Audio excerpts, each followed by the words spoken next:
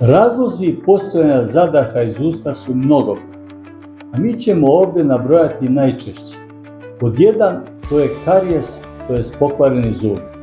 Zatim loša higijena usne dupke, parodontopatija, gingivitis, to je zapaljenje desna, kamenac, loše plombe, strastveni pušači, loši protetski radovi, to je široke krunice i nehigijenski mostovi, hormonski poremećaj kod žena za vreme trudnoće, naročito nekontrolisani dijabetes, ragade na jeziku, nedostatak pljuvačke, bolesni upaljeni krajnici, divertikulumi, to je proširenja jednji, razne upale sinusa itd.